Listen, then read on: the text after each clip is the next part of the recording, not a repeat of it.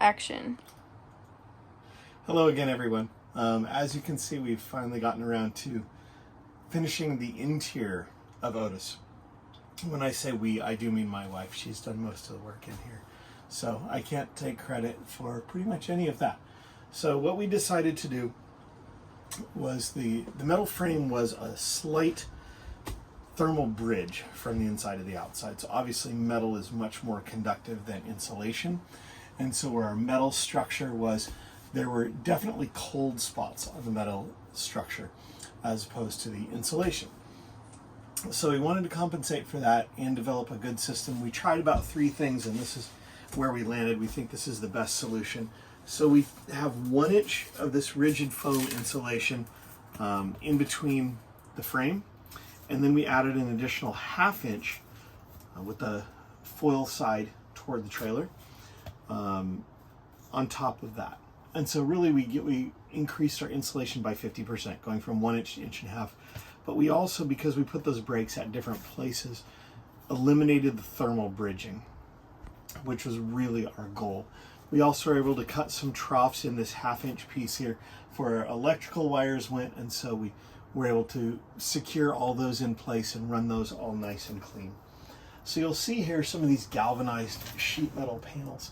This is what we held the 1/2 inch insulation to the frame with. So yes, there's some tiny little bit of thermal bridging. Everywhere you see a screw that's about 1 inch long, there's a little tiny thermal bridge through the diameter of that screw, but much less obviously than the whole entire frame. You'll also see we've added panels at some of the corners like this where there was no frame, so we could put it here, our panels, our finished panels. And you can see we left this one off just to kind of show. My wife made this beautiful diagram that kind of shows all the panels for the interior. Looks like a small trailer, but as you can see, it's pretty intense to get everything laid out just how we want it. So she did all of this and is on her last panel. So really what this assembly becomes is 3 layers of this rigid insulation. And so where actually not 3 layers, 2 layers, the 1 inch, which is the 1 layer, and then an additional 1/2 inch on top of that. And then what we did is put these metal pieces in here.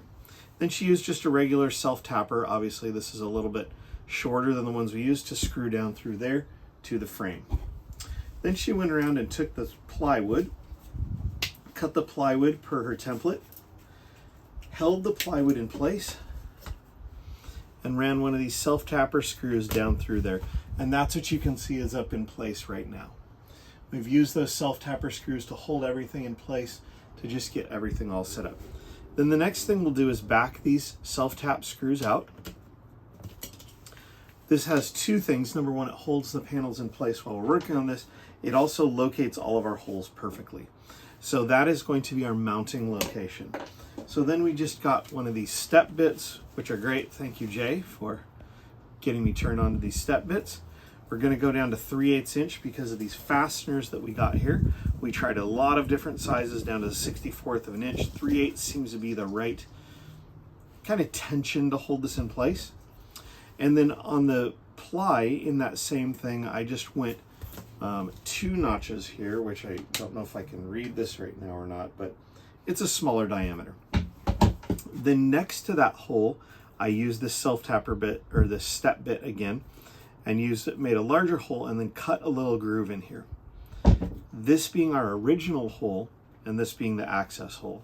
So now what we'll do, we have all these panels in place. We'll take these little fasteners that we got from the almighty rainforest, pop them in here, slide it over until it clicks. You could actually hear that click. So now this hole is directly lined up with our hole here. These are the holes, again, we originally used. Now once we take our fabric that we're going to use here, and we're just using headliner fabric that has a little foam on the back, we will wrap this panel like this, wrap around the back edges, so we've got a nice looking finished panel. Then once we have that in place, we'll be able to take this, and you can see that as the step bit has gone through, it's created a little bit of a tapered hole in that foam.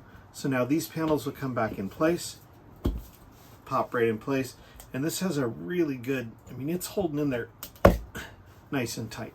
So if we wanted to ever remove these, we could, but they're also not just going to fall out. So that you can see every panel has multiple locations. We've tried to have panel fasteners right on the edge of every seam, so those seams will sit flush. It's going to make it quieter in here. The extra level of insulation will just make it that much more comfortable thermally in here. We're going to have a good system. When we looked at this, we actually kind of like the plywood. Got some nice utility plywood. It's thin stuff, about 7 millimeter, I believe. And if we were to space out these holes very evenly, very nice, if we want to leave those exposed fasteners, we could do that as well if you wanted more of kind of a wood look in it. So that is where we are with the interior panels. As you can see, very shortly here we'll be finished with that. I also wanted to mention our finishing. We've also installed the sensors for this sea level 2 tank monitoring system. Really sold on this. It's such a great system. It has sensors that you can cut to length for all the tanks, so no matter what size tank you're using, it's going to work fine. We've got obviously the battery. We can check our battery level, and then if we press fresh water, you can see it doesn't show quarter, half, 3/4 full like some of the cheaper tank gauges. The cheaper tank gauges go inside the tank. They get, especially in the black tank, can get really full of junk, are hard to clean out, or inaccurate. This is actually in percentage, so it'll go up to 23, 24, 25 because of the sensors on the outside. Really fantastic, inexpensive system made by our friends north of the border here. So we press this once, it'll hold for 5 seconds. If we press it a second time, you'll see a little red dot show up. That'll actually keep this display on for 5 minutes. So if you're filling the fresh tank, you could keep this on to see what your level is going to be. If you're in the black tank, again, we're going to press black once and then press black twice. Then we could go empty our black tank to make sure that was all the way zeroed out. Again, just pressing any button just cancels it out of there. So I will show you the gauges later on. They just stick to the outside of the tank, which is really nice. So you don't have, again, any gunk building up on the inside. Very, very simple wiring. So as you can see, we're getting things buttoned up. We're adding some motorcycle racks to the front and back, putting the finishing touches on those. Just making some last little bits. So pretty soon here, this trailer is going to be done and probably go to live with someone else. And then we will start on another one. So thanks for watching. Let us know if you have any comments or questions. Love to hear from you.